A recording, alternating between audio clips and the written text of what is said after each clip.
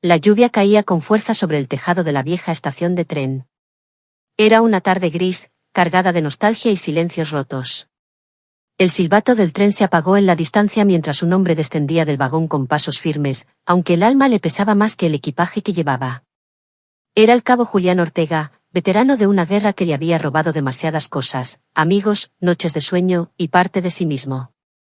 Pero había algo que lo mantenía vivo durante todo ese infierno, la imagen de Camila, su novia de toda la vida, esperándolo con una sonrisa al final de la batalla. Con el uniforme arrugado y el corazón en la garganta, caminó por las calles empedradas de su pueblo, reconociendo cada rincón, cada fachada cubierta de enredaderas. Pero algo era distinto.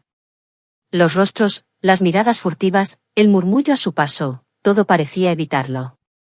Como si supieran algo que él aún no sabía. Al llegar frente a la casa de Camila, el corazón se le detuvo. La puerta, que antes solía estar entreabierta para él, estaba cerrada y una corona de flores colgaba en la reja. No de luto, sino de celebración. Escuchó risas, música, una fiesta. Confundido, empujó la puerta y se adentró en el jardín. La escena que presenció fue como un disparo en el pecho. Camila, vestida de blanco, radiante, reía mientras bailaba con un hombre que él conocía demasiado bien, Sergio, su mejor amigo desde la infancia, su compañero en todo, menos en la guerra. Nadie notó su presencia al principio. Pero cuando Camila giró y lo vio, la música pareció detenerse, los murmullos crecieron, y el aire se volvió denso como humo de pólvora. Julián, susurró ella, como si hubiera visto un fantasma. Sergio se dio la vuelta. Su rostro palideció al instante. Hermano, pensé que no volverías. Y tú lo diste por hecho, respondió Julián, la voz quebrada pero firme. No un mensaje. No una palabra. Y encontré esto. Camila avanzó con pasos temblorosos. Nos dijeron que habías muerto. Nos lo confirmaron hace un año. Hubo una carta, oficial. Tu nombre estaba en la lista de caídos. Lloré por ti durante meses. ¿Y tan pronto el luto se convirtió en amor? Preguntó Julián, sin apartar la mirada de Sergio. Tú eras mi hermano. Lo fui, respondió Sergio con voz baja. Pero también soy humano. No planeamos esto, pasó. Nos encontramos en el dolor. Y ese dolor nos unió. Julián no respondió. Solo miraba a Camila, buscando en sus ojos algún resto del amor que él recordaba. Pero lo que encontró fue una mezcla de culpa y resignación. No había traición. Había tristeza. ¿Y ahora qué? Preguntó Camila, con lágrimas en los ojos. ¿Qué vas a hacer? No lo sé, murmuró Julián, dando un paso atrás. Pero no puedo quedarme aquí. Este ya no es mi lugar. Esa noche, Julián no durmió. Caminó sin rumbo por las calles del pueblo, bajo la misma lluvia que lo había recibido. Cada paso que daba era una despedida. Pero no era solo una despedida de Camila o de Sergio. Era una despedida de la vida que soñó durante años. Una vida que ya no existía. A la mañana siguiente, sin dejar rastro, se marchó. Viajó al norte, a un pequeño pueblo donde nadie lo conocía. Allí, alquiló una habitación modesta en la pensión de una viuda amable llamada Lucía, que notó desde el primer momento que aquel hombre arrastraba un dolor antiguo. Lucía no preguntó mucho. Solo le ofrecía café caliente y palabras suaves cuando la noche parecía más larga. Julián pasaba sus días trabajando en el campo, reconstruyendo su cuerpo con el sol y su espíritu con el silencio. Pasaron los meses. Un día, mientras ayudaba a reparar el tejado de una escuela, escuchó gritos. Un niño había caído al río. Sin pensarlo, Julián se lanzó al agua y lo rescató. El hecho no tardó en convertirse en noticia local. Pero más que la hazaña, lo que llamó la atención fue el cambio en él. Ya no era el soldado que escapaba del pasado, sino el hombre que empezaba a construir algo nuevo. Lucía lo miraba diferente. Y Julián, por primera vez en mucho tiempo, no apartaba la mirada. Una tarde, mientras sembraban juntos en el jardín de la pensión, Lucía le dijo. Todos cargamos heridas, Julián. Algunas se curan con tiempo. Otras, con compañía. Él no respondió de inmediato. Solo clavó los ojos en la tierra húmeda, pensativo. ¿Y tú crees que aún puedo encontrar paz? Lucía sonrió con ternura. No tienes que encontrarla. Solo tienes que permitir que llegue. Y fue entonces cuando, sin darse cuenta, Julián empezó a mirar el presente sin que el pasado lo devorara. Aunque la cicatriz de Camila y Sergio seguía ahí, ya no sangraba. Y en ese pequeño pueblo, entre campos y silencios, la vida le ofrecía una segunda oportunidad. Una segunda oportunidad que no llegó de golpe, sino como una semilla plantada en la tierra, silenciosa, paciente, casi invisible al principio. Julián comenzó a formar parte de la comunidad, sin buscarlo. El director de la escuela, agradecido por haber salvado al niño, le ofreció trabajo como instructor de educación física. Al principio dudó, pues aún arrastraba las secuelas emocionales de la guerra, pesadillas, sobresaltos, la culpa de seguir vivo. Pero aceptó. Y en los ojos curiosos de los niños, en sus preguntas inocentes y en sus carcajadas honestas, encontró algo que no sentía desde hacía mucho: ligereza. Lucía, por su parte, se convirtió en su confidente. No había un amor declarado entre ellos, pero la intimidad crecía como el fuego lento de una chimenea. Compartían silencios que no eran incómodos, sino llenos de comprensión. A veces ella cocinaba su plato favorito, sopa de lentejas con pan casero, y otras veces se sentaban en la banca del porche, viendo cómo caía el sol tras los montes, sin decir una palabra. Una noche, durante una tormenta que sacudía las ventanas, Julián se levantó de la cama sudando. La misma pesadilla, disparos, explosiones, la imagen de un compañero sin vida en sus brazos. Bajó a la cocina buscando agua, pero encontró a Lucía sentada, leyendo a la luz de una vela. ¿Otra vez los sueños?, preguntó ella, sin necesidad de que él respondiera. Él asintió, y se sentó frente a ella. Las gotas de lluvia golpeaban el techo como tambores distantes. Entonces Lucía hizo algo que nunca antes había hecho: tomó su mano, con delicadeza, y no dijo nada. Solo la sostuvo. En ese contacto simple, Julián sintió que algo se deshacía dentro de él. No el dolor, ese seguiría por un tiempo, sino la soledad. Esa noche no volvió a subir. Se quedó dormido en el sofá, con Lucía a su lado, envuelto en una calma que no conocía desde antes del conflicto. Los días se sucedieron con ritmo natural. El pueblo, aunque pequeño, tenía sus propias historias, sus propias heridas, su gente sencilla pero rica en corazón. Julián se convirtió en un hombre querido, respetado. Y aunque no hablaba de su pasado, todos sabían que estaba hecho de algo más que músculo y disciplina. Había en él una melancolía que no necesitaba explicarse. Un día, mientras organizaba una caminata con los niños de la escuela, recibió una carta sin remitente. El sobre era beige, de papel antiguo. Al abrirlo, reconoció de inmediato la letra: era de Camila. Querido Julián. No espero perdón. Solo quería que supieras que te pienso. Que lo que hicimos no fue desde el olvido, sino desde la necesidad. A veces el dolor nos empuja a decisiones cobardes. Sergio y yo, él ya no está. Murió en un accidente hace 3 meses. No tuve valor de escribirte antes. Pero hoy, mientras veía tu vieja chaqueta colgada en el armario, pensé que al menos merecía saberlo. Espero que estés bien. Que hayas encontrado paz. O algo que se le parezca. La carta terminó sin firma. Pero no la necesitaba. Julián leyó esas palabras muchas veces. No lloró. No sintió rabia. Solo un profundo silencio interior. Era como si el ciclo finalmente se hubiera cerrado. Ya no quedaban preguntas abiertas. Solo el presente. Esa misma tarde, mientras ayudaba a pintar las paredes de la escuela, un niño pequeño, Matías, se le acercó con una flor aplastada en la mano. Es para usted, profe. Mamá dice que las flores sanan. Julián sonrió, agachándose para recibirla. Tu mamá es muy sabia. Matías le devolvió la sonrisa y salió corriendo. Con la flor en la mano, Julián se giró y miró el horizonte. Allí, detrás de los árboles, entre el verde y la bruma, estaba la casa de Lucía. Y sintió un impulso. Esa noche, después de la cena, se acercó a ella con pasos más seguros que nunca. Lucía lo miró con sus ojos tranquilos, como si supiera lo que venía. Recibí una carta, le dijo él. Ella no preguntó de quién. Solo esperó.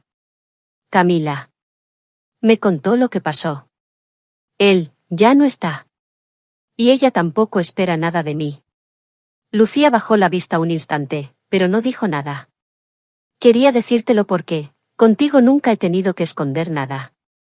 Y quiero que sepas que ya no cargo con eso. Lucía levantó la mirada y asintió, con una sonrisa apenas dibujada. Me alegra. ¿Mereces vivir, Julián? De verdad vivir. Y él, por primera vez, lo creyó. A partir de ese momento, algo cambió entre ellos. No fue una declaración, ni un beso apresurado. Fue la certeza silenciosa de dos almas que se encontraron no desde la pasión, sino desde la reconstrucción.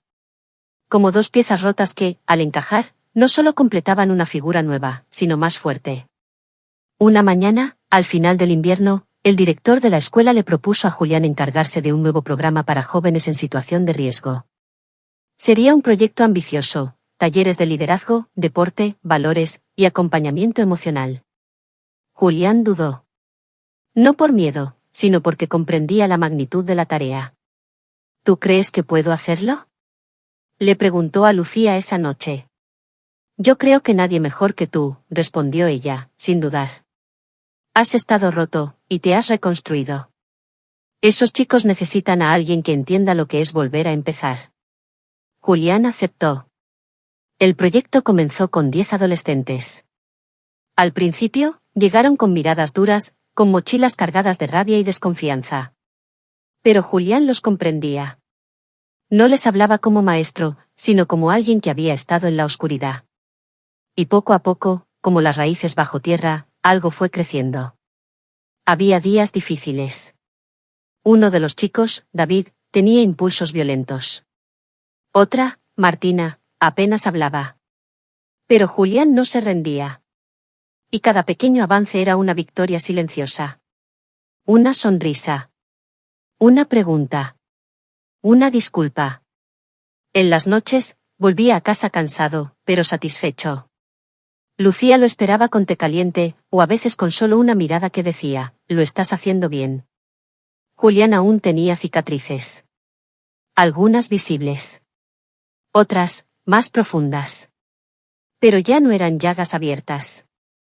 Eran marcas de todo lo que había superado. Y aunque no hablaba del futuro con grandes promesas, en su interior empezaba a germinar una idea. Tal vez el amor verdadero no era el que se idealiza durante años, sino el que se construye con paciencia, en el día a día. En cada gesto, en cada silencio compartido, en cada silencio compartido, en cada mirada que no exige explicaciones, solo compañía. El invierno cedió su lugar a una primavera tímida, de esas que no llegan con estruendo, sino con brotes que aparecen de pronto, con cantos de pájaros que interrumpen el amanecer y con aromas a tierra mojada después de la lluvia. En ese ritmo tranquilo, Julián y Lucía empezaron a caminar más juntos, sin necesidad de definir nada. La relación entre ellos no era de palabras grandilocuentes ni de promesas solemnes. Era un pacto tácito, tejido a través de los días, como las ramas de una parra que se abrazan sin que nadie lo note. Cada tarde, cuando Julián regresaba del centro juvenil, encontraba algo esperándolo, a veces una nota escrita a mano con una frase breve, no olvides que hoy toca pan casero, a veces un libro sobre la mesa, abierto en una página marcada con una ramita seca, o simplemente el olor de la cena impregnando el ambiente como un abrazo. En el centro juvenil, el cambio era lento, pero palpable. David ya no golpeaba las paredes cuando se enfadaba, ahora escribía en un cuaderno que siempre llevaba consigo. Martina, con su pelo recogido y sus ojos tristes, había empezado a ayudar a los niños más pequeños a leer. Julián observaba todo con una mezcla de humildad y asombro. Nunca se había imaginado en ese papel, mentor, guía, figura de referencia. Pero lo era. Una tarde, uno de los chicos, Elías, se acercó y le preguntó sin rodeos. ¿Tú estuviste en una guerra? Julián lo miró. Elías tenía 16 años, ojos que lo habían visto todo demasiado pronto, y una voz que intentaba parecer más dura de lo que realmente era. Sí, respondió Julián, sin dramatismo. ¿Y mataste a alguien? La pregunta no lo sorprendió. Julián se quedó en silencio unos segundos, no porque no supiera la respuesta, sino porque sabía que cada palabra debía ser medida. Sí, dijo finalmente. Pero no con odio. Y nunca sin consecuencias. Elías lo miró largo rato. ¿Y cómo hiciste para seguir después de eso? No seguí. Me detuve mucho tiempo. Me perdí. Pero un día, empecé a caminar de nuevo. Aunque doliera. Aunque tuviera miedo. Elías asintió con la cabeza y no dijo nada más. Pero a partir de ese día, su actitud cambió. Lo buscaba más, lo escuchaba más. Como si en Julián hubiera encontrado una forma de esperanza posible, una prueba de que se puede salir del abismo. En casa, Lucía también notaba esos pequeños cambios. Julián hablaba más. No mucho, pero con más confianza. A veces incluso se reía con ganas, y su risa, que durante años había estado oculta, resonaba como una melodía nueva en la casa. Una noche, mientras compartían una copa de vino junto al fuego, Lucía le preguntó: ¿Alguna vez pensaste que podrías volver a empezar? Julián la miró, con ese gesto suyo tan característico de inclinar apenas la cabeza antes de responder. No, admitió. Pensé que ya estaba escrito. Que lo que me pasó me había definido para siempre. Lucía sonrió, con esa calidez que lo desarmaba siempre. Nada está completamente escrito, Julián. Ni siquiera cuando creemos que el libro se cerró. A veces, solo estamos en mitad del capítulo. Él la observó en silencio. Esa noche no hubo más palabras. Solo el roce de sus manos y el crujir de la leña en la chimenea. Días después, en la escuela, los niños organizaron una pequeña obra teatral para el festival de primavera. Julián ayudó con la escenografía. Mientras pintaba un decorado de cartón que representaba un bosque encantado, Matías se acercó otra vez. «Profe, ¿usted tiene novia?» Julián rió, sorprendido por la frontalidad. «¿Y por qué preguntas eso?» «Porque mi mamá dice que usted y la señora Lucía se miran como en las películas». La inocencia de la frase lo hizo sonreír profundamente. «¿Y tú qué piensas?» Matías se encogió de hombros. «Yo creo que sí. Y que está bien». Ese comentario, dicho sin malicia, quedó resonando en la cabeza de Julián el resto del día. Al volver a casa, encontró a Lucía en el jardín, regando sus plantas. El sol del atardecer le dibujaba destellos dorados en el pelo. Se acercó a ella y, sin rodeos, le dijo: «Hoy me preguntaron si eras mi novia». Lucía giró levemente, con una sonrisa contenida. «¿Y qué respondiste?» «Nada. Pero creo que es hora de dejar de caminar como si estuviéramos bordeando algo». Lucía dejó la regadera a un lado y se acercó. Lo miró con la misma calma de siempre, pero en sus ojos había una chispa distinta. «Entonces, ¿qué propones?» «Propongo que no sigamos esquivando lo que ya es evidente». Ella no dijo nada. Solo lo besó, con suavidad, con esa mezcla de certeza y ternura que solo tienen los amores que nacen del respeto y la sanación. Y en ese instante, sin fuegos artificiales ni grandes promesas, Julián sintió que, por fin, había regresado a casa. Aunque fuera una nueva. Aunque él ya no fuera el mismo, pasaron los meses, y aquel pequeño pueblo que había sido su refugio temporal, se convirtió en su hogar permanente. Los árboles florecían una vez más, y cada estación traía consigo no solo cambios de clima, sino transformaciones profundas en el alma de Julián.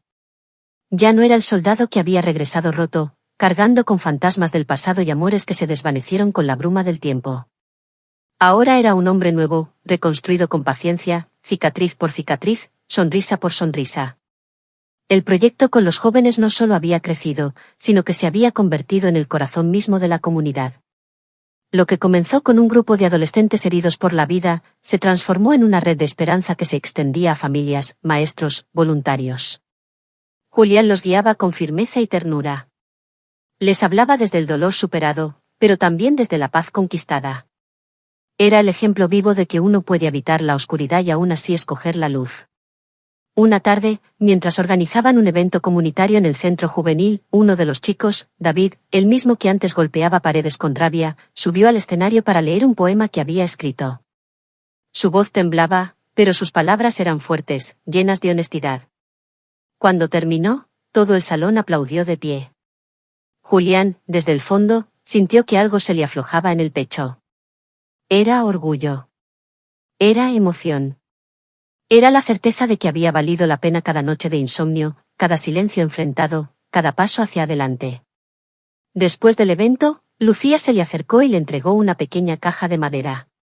No era una ocasión especial, pero sus ojos brillaban con esa chispa que él conocía tan bien. Llévala contigo mañana, le dijo. La necesitarás. Julián abrió la caja esa noche, en la intimidad de su habitación. Dentro había una pulsera de cuero trenzado, sencilla, con una pequeña placa metálica donde estaba grabado, asterisco, donde termina el dolor, comienza la vida. Asterisco. Se quedó mucho tiempo mirando esa frase. No como una consigna, sino como una verdad personal. La guerra le había arrebatado tanto, pero la vida, con su forma extraña de equilibrar la balanza, le había devuelto algo aún más valioso: propósito, amor y pertenencia. Al día siguiente, el alcalde del pueblo lo invitó a dar un discurso en la plaza principal. Sería en honor a los veteranos, pero también como reconocimiento por su trabajo con la juventud. Julián aceptó, con humildad, aunque la idea de hablar en público todavía le revolvía el estómago. Cuando subió al estrado, el sol bañaba las calles con su luz dorada.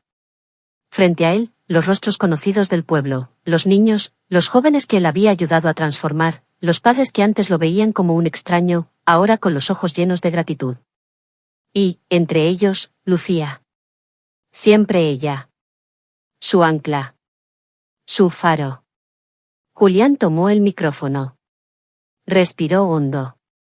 No leyó discursos escritos. Habló con el corazón. No vengo aquí como un héroe.